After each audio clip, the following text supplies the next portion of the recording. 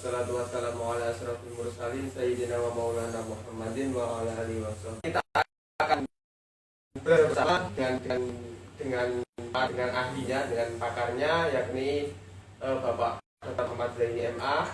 Beliau adalah ketua jurusan Pendidikan Agama Islam di IAIN Tulungagung. Beliau juga Mabinkom Komisariat IAIN Tulungagung. Beliau juga mengikuti menjadi PAC IGNU ya. Mabin sahabat agama itu apa Pak? Lasisnu. Lasisnu Kecamatan Wonodadi.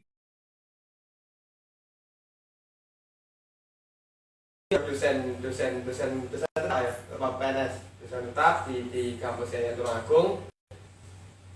Yang namanya pergerakan dalam jiwa beliau mungkin sudah mendarah daging semenjak dari lahir, mungkin dari lahir, karena beliau juga dulu adalah ketua komisariat ya. Beliau juga ketua komisariat pada zamannya pada tahun 1995. Ya, mungkin saya masih mau rencana dilahirkan pada saat itu, rencana dilahirkan oleh ayah saya. Maka dari itu dalam rangka memperingati hari lahir PMI yang ke-60, kami dari keluarga besar Rayon Syekh Basaruddin mengadakan kegiatan dalam rangka untuk memperingati hari lahir tersebut. Maka dari itu mohon disimak teman-teman, mohon disimak sahabat-sahabat, dan nanti apabila ada terkait pertanyaan langsung saja dikirim via komentar di dalam IG Rayon Syekh Basaruddin. Sahabat-sahabat yang saya banggakan terkait pendidikan ya, karena pendidikan ini merupakan salah satu yang menjadi indikator suatu kemajuan suatu bangsa, karena tolok ukur suatu peradaban itu ditentukan salah satunya ditentukan lewat pendidikan. Karena apa? Pendidikan itulah yang nantinya akan menjadi suatu pijakan awal dalam mengembangkan suatu peradaban bangsa. Hal ini dikarenakan bahwasanya nantinya semua mengenai kebijakan pemerintah, mengenai ekonomi, mengenai sosial, politik dan ekonomi, hukum dan agama, semuanya itu berawal dari pendidikan. Apabila pendidikannya ini adalah berjalan dengan baik, dengan sesuai dengan harapan, maka kesemuanya itu akan mengikuti pula. Begitu pula sebaliknya, apabila pendidikan kita ini masih bisa kita katakan masih tertinggal atau masih ada beberapa catatan atau masih ada beberapa kekurangan, itu pasti akan berimbas langsung terhadap sektor-sektor yang lainnya. Karena ada teori ada tokoh yang mengatakan bahwasanya generasi triple helix. Generasi triple helix ini ada tiga, yang namanya triple itu ada tiga poin. Yang pertama adalah akademisi, ya ini akademisi ini para ilmuwan. Terus yang kedua adalah para pebisnis atau pengusaha atau seorang ekonomik. Terus dan yang ketiga adalah para pemerintah. Nah, apabila ada ketiga sektor, ketiga pihak ini bersinergi, yang berusaha memberikan wadah, memberikan peluang kepada para ilmuwan untuk mengembangkan keilmuannya, begitu pula sebaliknya, maka untuk mewujudkan suatu peradaban bangsa yang maju, mewujudkan suatu pendidikan yang baik, pendidikan yang maju, itu tidak menjadi hal yang halal atau tidak menjadi hal yang tabu. Maka dari itu perlu adanya suatu sinergitas antara akademisi, antara pebisnis atau pengusaha atau pemodal atau elit, dan ada sinergi dan juga ada sinergi dari birokrasi atau pemerintah. Nah, maka dari itu langsung saja nanti kita akan bahas bersama tentang daring yang saat ini kita laksanakan di segala kampus dalam mewujudkan pendidikan yang adaptif dan adaptif di Indonesia. materi ini sangat menarik dan nanti kita akan langsung belajar bersama dengan ahlinya. Maka dari itu untuk waktu dan tempat dan juga kesempatan saya sampaikan, saya serahkan kepada Bapak, kepada sahabat Dr. Muhammad Zaini, MA, Fa'alehi, Fa'alatafadal, Masyukurah. Terima kasih saudara sahabat Mahda Amiruddin. Assalamualaikum warahmatullahi wabarakatuh. Selamat pagi, tetap semangat di kondisi pandemi corona yang makin luar biasa ini. Pertama saya mengucapkan selamat hala PMI yang ke-60. Semoga PMI ke depan makin mampu berkiprah terdepan untuk bangsa Indonesia yang makin maju. Ya, kembali ke tema pagi ini, ya, daring untuk mewujudkan pendidikan yang adaptif dan adoptif di Indonesia. Ya. Nah, tema ini adalah tema yang sangat aktual hari ini, yang diakibatkan secara terpaksa di sebagian tempat atau sebagian lembaga. Dan kalau untuk kampus itu suatu hal yang biasa, tapi yang luar biasa itu ketika daring itu total dan justru malah dilarang ke kampus. Padahal biasanya anak-anak yang nggak masuk itu kena hukuman, tapi hari ini justru kalau kampus nggak boleh, malah dilarang. Lucu.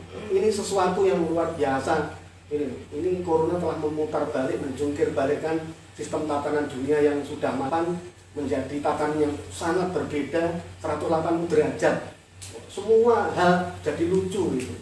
Jadi dulu orang kampung desa yang santun, yang perhatian, hari ini bisa dibalik menjadi orang yang kasar, keras, dan tidak ngerti kemanusiaan begitu.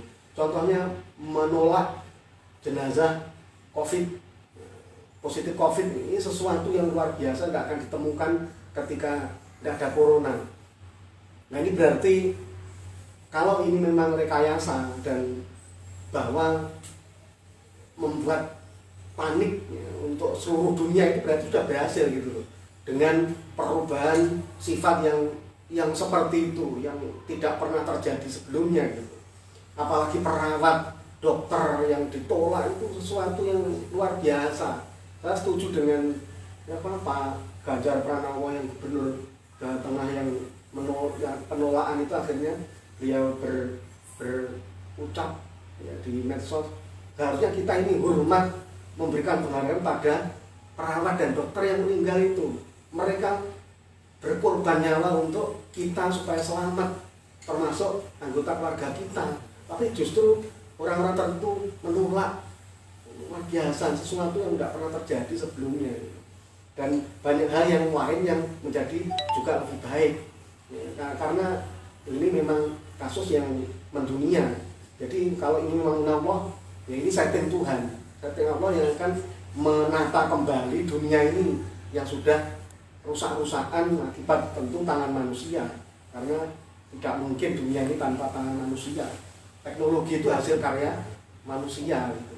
Jadi dengan teknologi dan seterusnya itu tentu satu sisi akan membuat dunia kacau balau, tapi satu sisi mempermudah kehidupan manusia, itu pasti seperti itu. Jadi sisi positifnya kalau hari ini dunia sebelum ada corona itu semua pabrik, semua unsur kimia, semua hal itu merusak kondisi sistem bumi, termasuk ozon. Ya lapisan ozon kalau hancur, menipis itu ya dunia segera kiamat gitu. Tapi dengan adanya hari ini semua berhenti, itu kembali, ozon itu kembali pulang ke tempatnya, termasuk es yang dulu di kutub itu hampir banyak yang rontok itu sekarang bisa kembali itu karena manusia diam di rumah. Dan ini total paling tidak ya 200 negara lebih lah yang sekarang terimbas ini, dan semua lockdown, semua berhenti di rumah. Nah, ini sesuatu yang luar biasa, termasuk dunia tadi, dunia mahasiswa yang sebelum kondisi corona ini wajib ke kampus, tatap muka, tapi sekarang justru dibalik. Jadi anak-anak yang karena kita ini posisi adaptasi baru corona, jadi bimbingan skripsi, judul skripsi, kuliah, terus mengumpulkan tugas, terus kalau mau ujian skripsi daftarnya bagaimana, terus ujiannya modelnya kayak apa, semua bingung, semua masih mencari-cari form yang tepat bagaimana. Dan tentu kalau sudah daring itu butuh data dan ini butuh pulsa. Ya, ini yang membuat, ya, kalau sekitar kampus kan otomatis jelas bisa nge-sub ke web kampus, tapi kalau di dunia lain ya seperti anak-anak di Longko, Munjungan itu kemarin saya tidak jauh-jauh, kemarin ujian anak yang rumahnya Rejo Tangan itu macet-macet sampai kasihan, panik kan kondisinya, ujian macet, ya, macet 4 kali kalau tidak salah ujian itu. Akhirnya dia pakai HP, disangka HP-nya yang nggak kompatibel, pinjam HP, ternyata tetap aja gitu. Nah ini kasus-kasus yang konkret real di lapangan. Jadi memang kita mungkin di Indonesia secara umum belum siap untuk total menggunakan IT, misalnya daring tadi. Tapi karena keterpaksaan semua harus menerima dengan lapang dada, sabar gitu ya. Nah, tentu kalau di dunia kampus tidak heran sesuatu yang online dan seterusnya, karena sejak awal sudah dimulai bahwa tugas itu harus dikumpulkan melalui online dan terusnya. Cuma kalau total ini yang pengalaman baru gitu loh. Namanya baru itu semua masih serba, termasuk ini tim IT PT IPD di Tulungagung itu tentu masih membuat sistem baru. Contohnya dulu waktu awal-awalnya corona itu daftar hadir itu manual ke kampus, tetap masuk kampus. Tapi karena makin mengejala akhirnya semua WFH, work from home, learning from home. Nah itu akhirnya kalau dosen itu manual daftar hadirnya. Tapi setelah itu tidak boleh karena awalnya online melalui fingerprint terus jadi manual, dan hari ini itu tidak lagi ke kampus, makanya daftar hadirnya sekarang online. Kalau dulu membayangkan aja, termasuk para guru, bagaimana ya kita itu pengen kalender itu 1 bulan itu merah semua. Nah itu sudah kesampaian sekarang ini. Para guru dosen itu kesampaian 1 bulan itu rumah terus, jungkir balik, muter-muter kanan kiri, hadap kanan kiri, terus duduk berdiri. Kesannya akhirnya semua itu dalam 2 minggu, 3 minggu itu anak-anak sudah bingung gitu. Orang tuanya lebih lagi. Mengapa? Karena orang tua tidak terbiasa mengajari anak-anak, biasanya dibiarkan aja. Kalau kantor ya ke kantor, kalau ke sawah ya ke sawah, kalau dagang ya dagang, ditinggal plus itu. Nah hari ini semua pembelajaran diserahkan pada orang tua. Nah ini yang akhirnya kacau balau. Orang tua itu kemampuannya macam-macam. Ada yang sampai SMA, ada yang SMP, ada yang nggak bisa baca walaupun sampai hari ini itu loh. Nah ini kan sangat beragam. Makanya orang tua juga bingung menghadapi anak-anaknya, karena anak itu ternyata kalau di rumah, kalau diperintah orang tuanya nggak gubris biasanya. Itu konkret real. Anak saya sendiri TK itu sampai hari ini kan TK aja sudah online ya. Jadi tugas di-share ke grup orang tua wali. Nanti kalau sudah di proses pembelajaran, laporan tugasnya apa, difoto, direkam, di video, dikirim. Nah, ketika ngirim video itu sudah masalah karena kaitannya dengan data. Itu kalau hanya data. Kalau orang tuanya aja nggak punya HP Android gimana? Loh, ini sudah masalah yang luar biasa. Makanya orang tua teriak-teriak hari ini, waduh gimana ini sudah. Anak-anak juga sama. Ternyata ibuku itu lebih kejam daripada guru saya di sekolah ini. Karena apa? Mangkel, ngomong nggak digubris kok gitu loh. Kan marah akhirnya orang tuanya. Jadi terus paling dipukul kecil-kecilan nih, tapi kan ya kejem namanya. Guru saya tidak pernah mukul saya depan gitu. Ini konkret real ya. Ya kalau dunia mahasiswa saya pikir nggak terlalu, paling gini ya, kemarin ada yang jongkol itu naik pohon kelapa katanya untuk mencari sinyal karena sulitnya sinyal. Nah kalau semua naik turun gitu kan memang bener seperti itu gitu loh. Kasusnya kalau mahasiswa tentu masalah sinyal dan data aja. Habisnya pulsa itu, data itu yang menjadi masalah. Termasuk ya kalau di luar jaringan kita kan bisa ke perpus kan, perpusnya di dekat di kampus. Tapi kalau sudah seperti ini, perpus itu berhenti dan kita harus ke perpus semua yang di online, perpus yang online. Nah, ini juga masalah karena memang kita belum terbiasa. Tapi tadi daring itu untuk apa sih? Ya, daring untuk mewujudkan pendidikan yang adaptif dan adoptif. Adaptif itu maksudnya apa? Adaptif itu sebenarnya menyesuaikan diri. Itu hanya menyesuaikan diri loh ya. Ini hanya menyesuaikan diri dengan kondisi lapangan dunia real saat ini. Belum, harusnya pendidikan tidak hanya adaptasi seharusnya. Harusnya itu merubah dunia, mengubah dunia pendidikan itu, bukan hanya mengikuti perubahan dunia. Nah ini konyol sebenarnya kalau pendidikan itu hanya adaptif, tapi paling tidak gitu loh. Pendidikan harus bisa beradaptasi dengan kondisi dunia hari ini. Kalau mau dipaksa memang harus online total. Pendidikan harus bisa itu, termasuk pendidikan non formal itu. Kalau formal saya pikir itu suatu kewajiban. Non formal, informal misalnya pondok pesantren, terus lembaga kursus privat, itu juga hari ini harus nyeting kurikulum dan proses pembelajaran melalui daring. Kalau tidak ya muridnya siapa lagi? Yang semua harus di rumah. Nah, itu jadi yang lain tadi adaptif hanya menyesuaikan diri dengan kondisi dunia.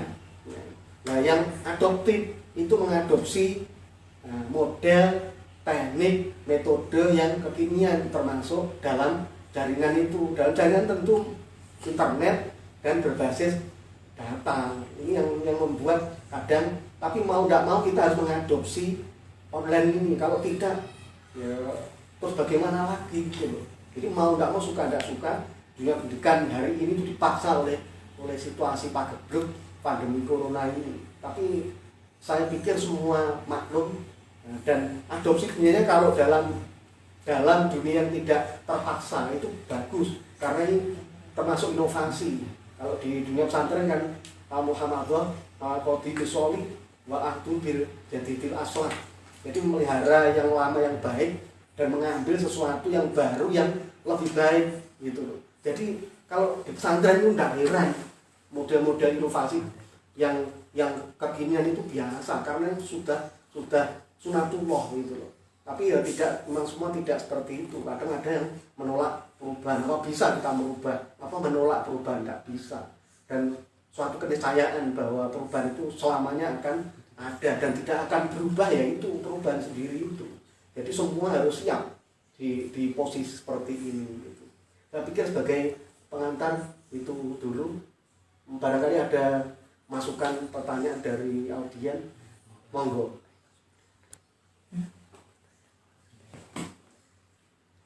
Ini ada terima kasih atas beberapa waktu yang telah yang paparan materi yang sudah disampaikan. Ini ada request pertanyaan dari sahabat Fikri, bahwasanya terkait request pertanyaannya adalah dengan sistem yang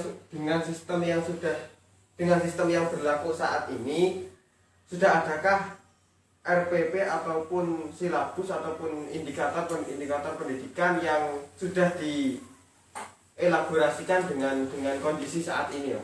Jadi sistem pendidikan apa? Kalau sistemnya berarti kan segini kan sistemnya kan sistem daring. Ya. Daring. Nah, sudah adakah indikator silabusnya ataupun standar kompetensinya yang telah disesuaikan dengan kondisi saat ini, ataupun kita tetap masih menggunakan sistem yang lama? Itu yang menjadi pertanyaan dari sahabat Dikri. Terima kasih sahabat Dikri telah menyampaikan pertanyaan. Kita tunggu dari pertanyaan-pertanyaan dari sahabat-sahabat yang lainnya. Mungkin itu dulu pertanyaan Pak yang perlu bisa kita bahas, kita bincang bersama dari sahabat Dikri. Ya, terima kasih sahabat Dikri. Pertanyaannya adalah kaitannya dengan RPS saat ini ya. Jadi rencana pembelajaran semester itu walaupun dalam kondisi apapun itu berubah bukan karena pandemi corona, bukan. Yang berubah bukan RPS. Rencana itu sudah ada lama. Nah nanti kalau misalnya tahun depan atau 2 tahun lagi akan berubah, itu akan berubah sesuai dengan kondisi masyarakat, harapan masyarakat dan seterusnya. Tapi bukan hanya karena pandemi ini. Jadi saat ini RPS tetap apa yang sudah ada itu, karena kita tinggal melanjutkan. Jadi RPS tetap, tapi yang dirubah itu adalah sistem pembelajarannya. Jadi kalau rencana tetap, nah, kalau misalnya nanti ada instruksi dari Diknas atau Kemenak bahwa RPS harus disesuaikan, ya itu beda lagi. Jadi kalau hari ini RPS yang ada di kampus itu tetap RPS yang sudah direncanakan pada awal kuliah. Jadi yang berubah itu adalah implementasi proses pembelajarannya melalui daring dengan penuh itu. Termasuk tidak hanya kuliah, jadi karyawan pegawai yang biasanya di kantor itu sekarang juga kerja dari rumah. Termasuk kita berbangga bahwa IAIN Tulungagung menjadi tempat untuk ruang isolasi di Rusunawannya. Ini sesuatu yang ya inilah kita berbuat kecil untuk masyarakat. Walaupun ada penolakan itu, saya pikir ini tentu justru malah tragedi kemanusiaan kalau kita ingin menolong masyarakat, bagian masyarakat yang terdampak, malah penolakan ini loh sesuatu yang memang paradok hari ini seperti itu. Ya, sebagian masyarakat menolak kalau kita itu mau berbuat baik, menjadi pahlawan, itu justru malah ditolak. Ini sesuatu yang aneh. Tapi menolak demikian itu karena egoisme, individualisme yang terlalu berlebihan dari masyarakat. Tapi mengapa demikian? Karena mereka takut sebenarnya. Takut apa itu? Takut mati sebenarnya. Ya, mungkin dia berusaha secara zahir gitu menjauh dari karir pembawa corona. Tapi sesungguhnya secara umum itu ya nggak usah seperti itulah. Lagi-lagi itu kan paradok yang sesuatu yang luar biasa yang sebelumnya belum pernah terjadi gitu. Ya, jadi kalau RPS tetap, tapi yang berubah adalah sistem proses pembelajarannya, bukan pada RPS-nya. Tetap, jadi nanti evaluasi dan itu tetap ada, cuma menyesuaikan dengan daring gitu. Jadi teknologi yang ada itu hari ini apa, nah itu yang kita adopsi gitu ya. Jadi gitu ya sahabat Dikri, terkait pertanyaan yang sudah Anda sampaikan. Jadi yang berubah itu bukan RPS-nya, tetapi yang berubah itu merupakan sistemnya. Dari kalau dulu kan sistemnya sistem laring ya, kita harus bertatap muka dengan dosen, dengan mahasiswa yang lainnya, absennya dengan manual. Tapi sekarang kita beralih menuju ke sistem online. Dan itu yang berubah itu sistemnya, jadi bukan RPS-nya, bukan rentananya, dan juga yang berubah itu implementasinya juga ikut berubah. Menyinggung terkait apa itu virus corona ini, mungkin gini Pak, kalau dari mungkin dari mengapa di desa-desa itu banyak sekali yang menolak, itu atas ketidaktahuan mereka ya, ketidaktahuan mereka terhadap virus corona. Jadi mereka hanya mengetahui bahwasanya virus corona ini hanya menyebabkan orang meninggal. Dengan mereka terkait tata cara penularan, terus penularan bagaimana, itu mereka belum mengetahui. Jadi mereka itu sebenarnya takut dan juga tidak mengerti apa itu virus corona. Kalau kan sebenarnya virus corona ini kan tidak bisa menyebar lewat pemakaman, dan sedangkan proses pemakaman kan sudah menggunakan APD, alat pelindung diri, dan ini sudah sesuai dengan prosedur, maka itu tidak sudah bentuk ikhtiar dari pihak kesehatan untuk tidak memberikan rasa takut yang berlebihan kepada masyarakat. Sebenarnya yang menjadi hantu dari virus corona ini adalah rasa takut dan rasa was-was dan rasa takut berlebihan itu dari masyarakat. Kita itu waspada aja, tapi jangan panik gitu loh. Kalau kita panik, dan nanti imbasnya itu terkena kepada psikologi kita juga kena, imunitas tubuh kita juga kena. Yang lebih menakutkan dari virus corona itu adalah rasa ketakutan kita. Maka dari itu perlu kita ketahui bahwa sahabat-sahabat, kita ini ya kita waspada terhadap virus corona, kita menggunakan, kita mengaplikasikan sesuai prosedur yang sudah SOP yang sudah disampaikan oleh pemerintah, dinas kesehatan dan lain sebagainya. Tapi kita jangan terlalu panik dengan itu. Jadi bukan kita stay at home ini, bukan kita selamanya di rumah tanpa melakukan aktivitas apapun. Kita kan tidak seperti itu. Apalagi kita hidup di desa, kalau kita tidak beraktivitas ya kita ya imunitas tubuh kita semakin rendah, kita tidak mendapatkan suatu tambahan vitamin D dan lain sebagainya dari sinar matahari karena kita terlalu banyak untuk rebahan ya. Terus ini ada pertanyaan lagi dari sahabat Gosvi, IG-nya Gosvi, nama aslinya Venta. Mas Venta ya, sahabat Venta. Apakah ada bantuan kuota dari kampus sebagai bentuk dari partisipasi kampus dan menyediakan limbah akademik kepada mahasiswa? Terus yang kedua dari sahabat Resta Dinovita, bagaimana kuliah online berjalan dengan efektif dan efisien? Ini Pak, mungkin bisa dijawab, bisa kita bahas dulu terkait pertanyaan dari sahabat Venta. Apakah ada bantuan kuota dari kampus sebagai bentuk dari penyediaan limbah akademik kepada mahasiswa? Mungkin itu dulu yang kita bahas, kita selesaikan. Ya, terima kasih terkait dengan bantuan pulsa untuk memberi data bagi mahasiswa.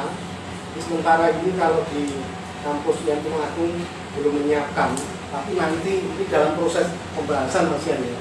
Karena kita akan usul nanti mesti ada minta ACC dari pusat. Kalau ADD itu sudah sah, bisa dimanfaatkan untuk BLT.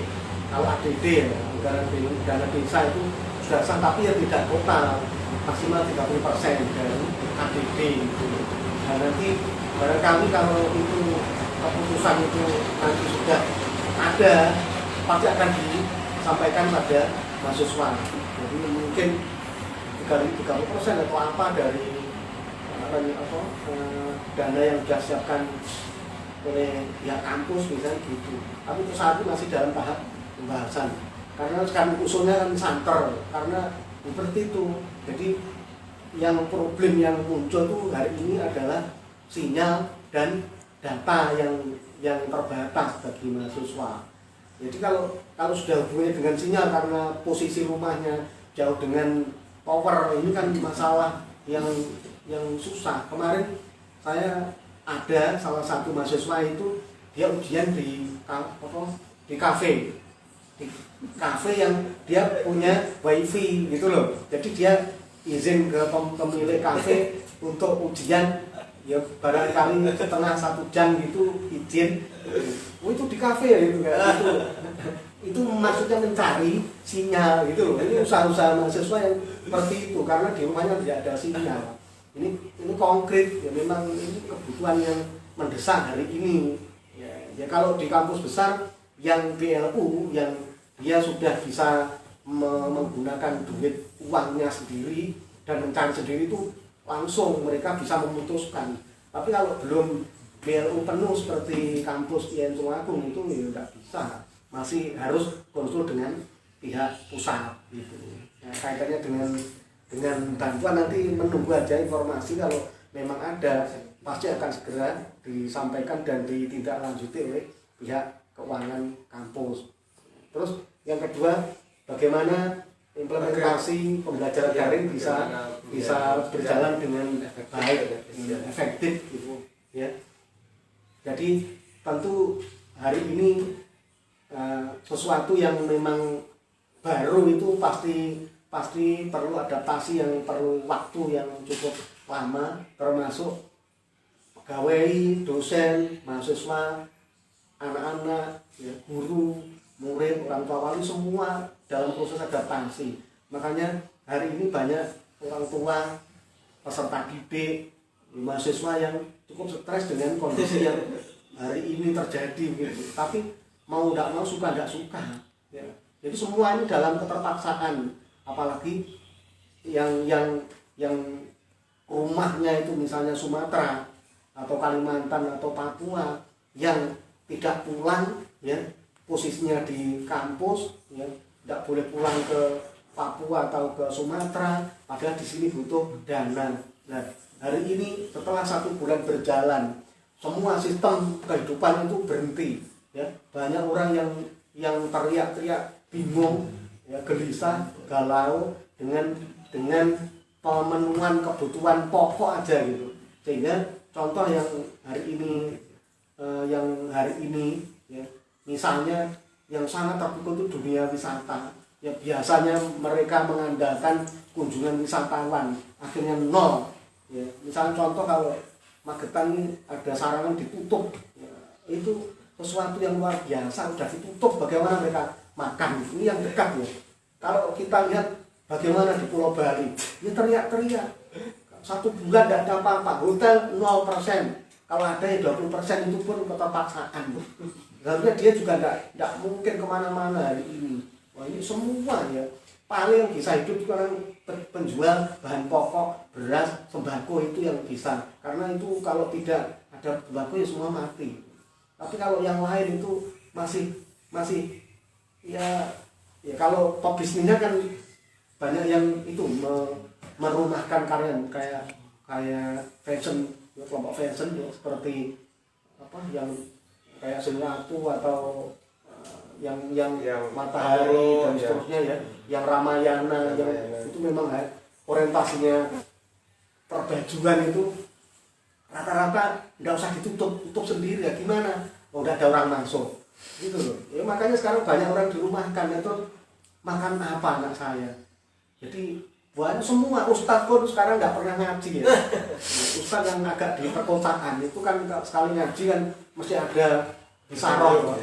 Nah itu kalau hidupnya tergantung dari ilmunya itu, apa pengajian itu, ya hari ini ya menggadaikan emasnya, cincinnya, gelamnya kayak gitu. Seperti orang Magetan tadi yang baru hari ini mereka menggadaikan, kalau yang barang-barangnya sudah tidak ada, apalagi yang digadaikan itu.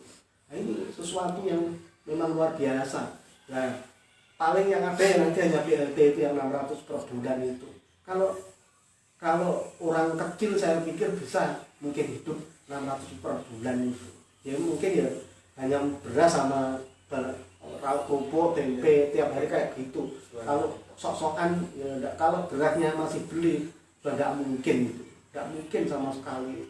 Jadi memang Indonesia memang kondisinya memang luar biasa berat. Makanya pemerintah dalam mengambil kebijakan itu susah. Kalau lockdown dikunci semua sistem ini, terus masyarakat siapa yang nanggung kehidupan sehari-hari? Kan berat loh. 600 itu hanya membantu, karena kita sendiri utangnya ya, luar biasa banyak. Ya, memikir mereka, pemerintah itu berpikir bagaimana. 600 tentu menurut saya tidak cukup, tapi bagaimana lagi? Semua ini dalam kondisi keterpaksaan. Jadi semua masyarakat harus menerima kondisi yang seperti ini. Ya. Kalau membandingkan dengan negara lain ya berbeda, karena kemampuan ekonominya juga berbeda. Tetangga kita ini Malaysia kan 6 juta ini per bulan bantuannya. Tapi itu memang khusus untuk kalau di sini WNI bukan orang lain. Kalau TKI ya bingung sekarang. TKI misalnya yang hari itu sudah 3 minggu sebulan di sana lockdown, pulang nggak bisa, harus makan terus. Ini kasihan betul mereka. Makanya semua jadi kasihan. Yang di rumah pun juga kayak tadi sambat ya, gelisah, turu, nganan ngiri, rumah murep ya, berdiri, jalan, tapi jalan di rumah bukan kemana-mana itu loh. Kalau rumahnya itu indah ya, sejuk gitu. Kalau rumahnya kecil ya, panas, dan kan banyak orang tidak tahan di rumah itu kayak gitu ya. Semua walaupun toh di rumah itu juga tidak menjamin semua itu legowo, tapi walaupun bagaimana kita harus menerima kondisi seperti ini gitu. Ya berdoa semuanya insya Allah supaya segera pandemi ini berakhir. Kalau tidak kacau ini ya. Walaupun ini bukan tahun pertama ini, dulu zaman Belanda ada kolera dan seterusnya, sudah sampai 100.000 orang meninggal dulu, karena dulu kan memang masa seperti itu ya. Tapi hari ini coba lihat di dunia yang super maju, Amerika, Italia, berapa sekarang berapa ratus ribu itu yang meninggal itu, apalagi ya dunia kita yang masih seperti ini. Tapi berdoa aja, karena ini semua adalah takdir Allah ya. Semoga semua akan ada hikmah yang luar biasa yang mungkin secara nalar rasional hari ini belum bisa ketemu, tapi saya yakin semua ada hikmahnya yang luar biasa.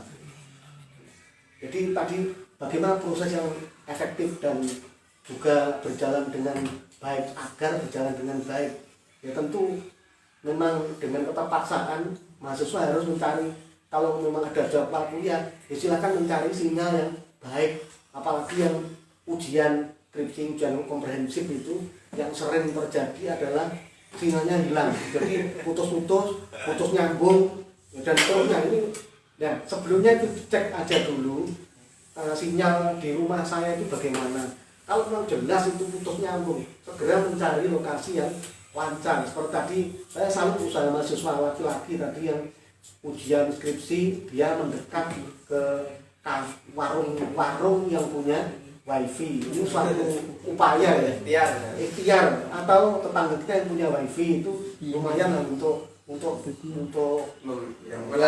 memperlancar proses perkuliahan, termasuk semua hal, terutama yang berbasis langsung tatap muka, misalnya kayak Zoom atau virtual meet atau video call.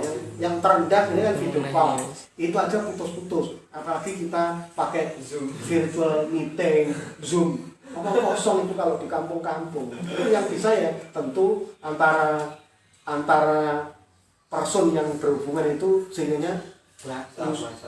Jadi heran saya kemarin tuh minggu lalu ujian kompre itu, padahal dia pakai wifi di kampungnya, wifi full katanya, tapi putus-putus. Nah ini kan ya begitulah faktanya itu. Seperti itu. Ini sudah rumahnya saya pikir keren kalau secara individu dia hari ini punya wifi itu kan sudah luar biasa. Kalau saya juga terpaksa. Jadi baru-baru dulu tahun lalu saya diajak itu saya nggak mau karena itu efek negatifnya paling lebih besar. Tapi kalau hari ini semua sistem yang seperti itu ya, semua anak saya semua harus pakai internet, istri saya sendiri, semua termasuk adik-adik, ponakan, semua kan berbasis internet. Jadi mau nggak mau, suka nggak suka, hari ini harus ya adaptasi lah gitu. Jadi apes-apesnya kudu adaptasi gitu loh. Jadi pendidikan harusnya itu mengubah dunia, bukan mengikuti perubahan. Ini konyol lah ngono iku. Jadi tentu pendidikan tidak siap. Waktu pendidikan tidak siap kalau hanya adaptasi. Justru harusnya pendidikan itu mengubah tatanan dunia, sehingga terus nanti dunia akan mengikuti pendidikan. Harusnya ya, bukan pendidikan yang mengekor pada perubahan dunia, terbalik. Ya, gitu. Saya pikir itu yang untuk proses. Jadi para dosen, peserta didik, guru ya nanti menyiapkan diri pada posisi yang benar. Ini tapi kalau hanya proses pembelajaran yang misalnya ya hari ini saya pakai Google Classroom misalnya, kalau GC itu kan seperti WA aja, seperti SMS, jadi tidak berbasis langsung tatap muka ya suatu saat mungkin tatap muka, tapi saya kembali ke kasihan tadi loh. Jadi kalau saya itu memasang diri pakai Zoom berbayar lagi, terus untuk bayar apa? Wong GC, wong yang video call aja nasibnya seperti itu, putus nyambung, itu panik banget, kasihan betul. Karena orang itu ujian itu, sak pintar juara umum toh. Tapi kalau ujian pasti posisi mentalnya mesti kalah, karena mesti kalah itu. Apalagi dia dalam kondisi panik karena sinyalnya putus nyambung itu. Ini sesuatu yang luar biasa menjadi beban.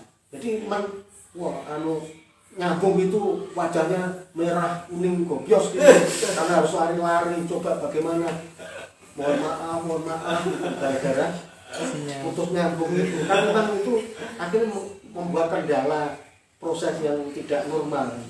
Jadi seperti itu. Jadi silakan kalau waktunya mencari sinyal yang baik. Nah, kalau selama kalau belum ada bantuan pulsa ya sabar. Mungkin insya Allah nanti dalam bulan-bulan depan ada seperti kebijakan ADB yang boleh untuk BLT membantu kebutuhan pangan masyarakat. Jadi saya sepakat dengan sahabat moderator yang bicara tentang kewaspadaan dan kepanikan. Jadi memang benar sebagian masyarakat itu tidak tahu ya bahwa COVID itu ketika jenazah dimakamkan dengan protokol kesehatan yang benar tidak akan menular. Tapi mengapa demikian?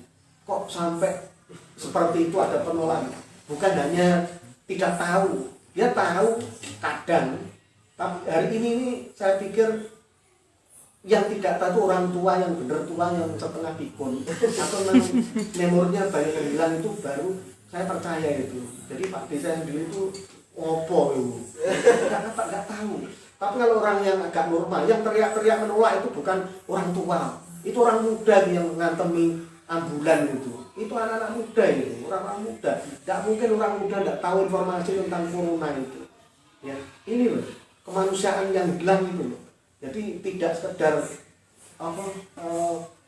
tidak sekedar takut, tapi justru takut yang berlebihan sehingga dia ingin selamat sendiri gitu loh.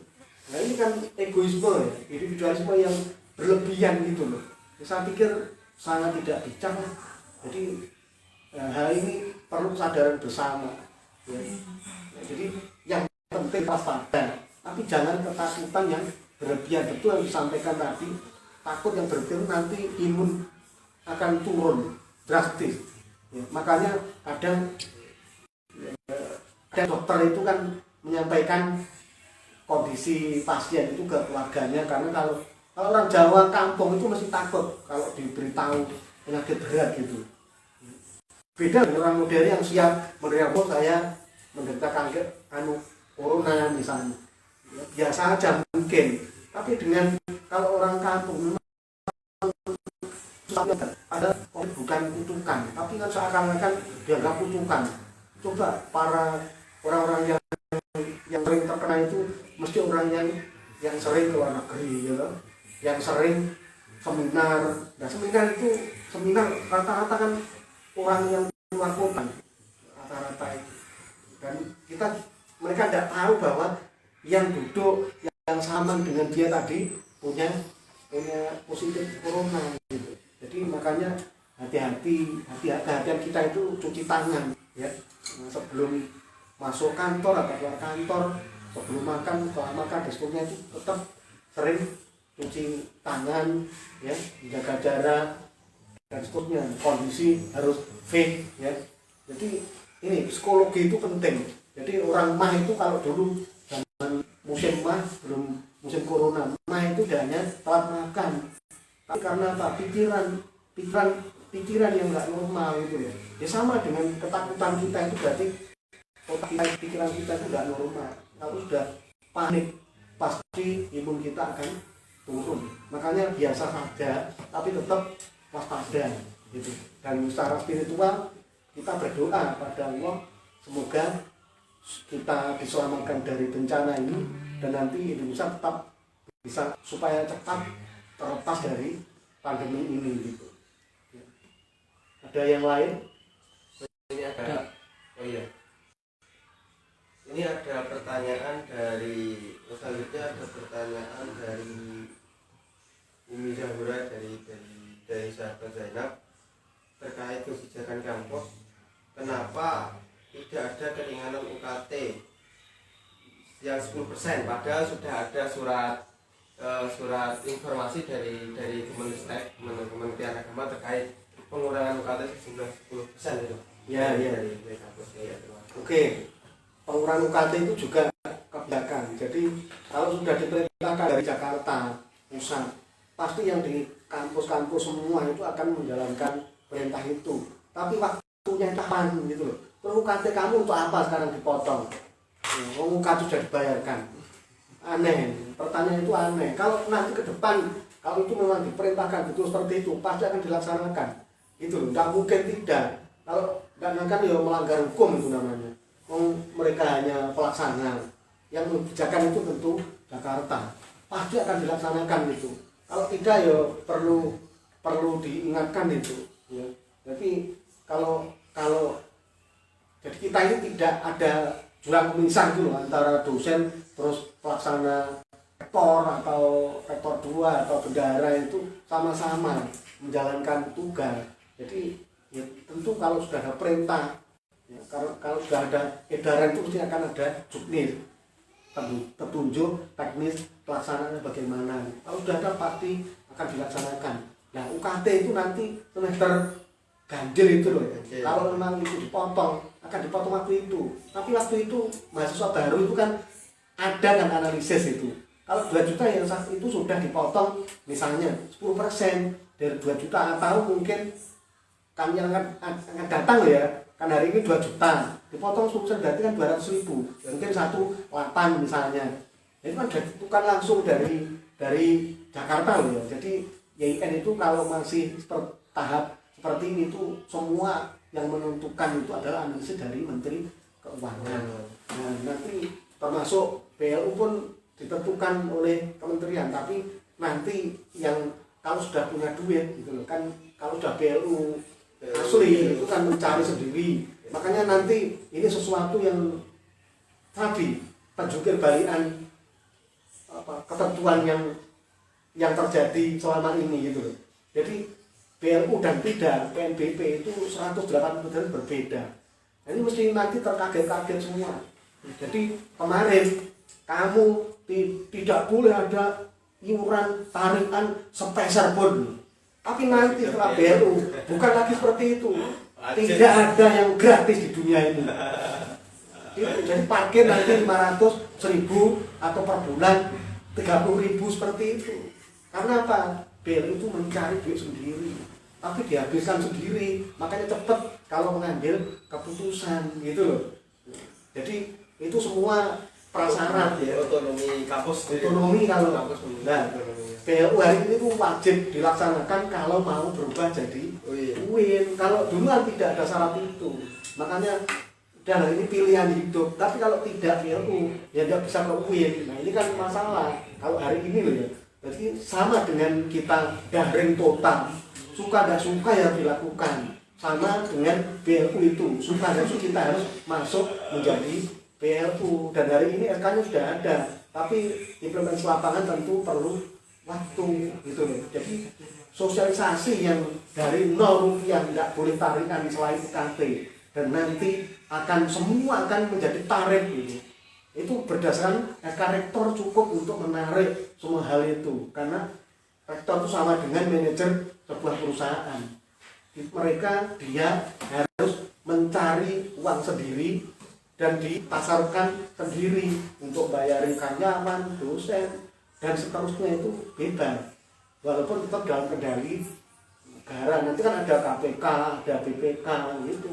Ya, tetap. Cuma kan secara hukum bebas menentukan prioritas. Tidak harus lapor dulu terus di ACC oleh kementerian atau dirjen dan seterusnya, tidak sampai serumit itu. Tapi pengawasan tetap berjalan gitu. Ada yang lain? Ada, Pak.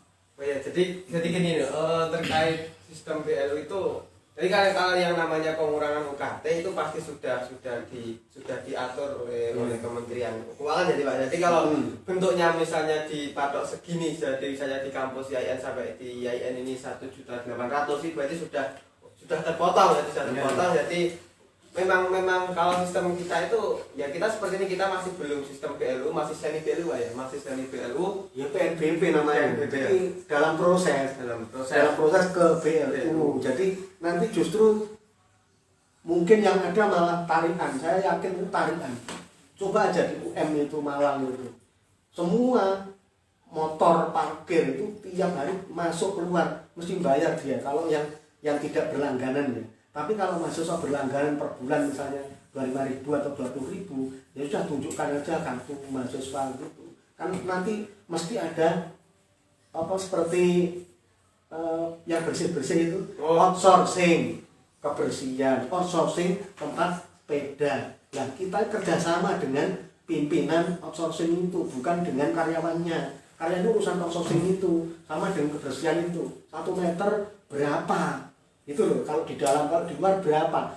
Itu perjanjian dengan pimpinan outsourcing. Dan nanti parkir dan sebagainya nanti kerjasama dengan outsourcing, bukan internal kampus kayak gitu. Jadi yang narik itu bukan kampus, ya, yang narik itu oknum outsourcing. Nah, kampus kerjasama dengan outsourcing. Ya, outsourcing itu bayar pajak kalau kerjasama panitiro, kayak gitu. Ya.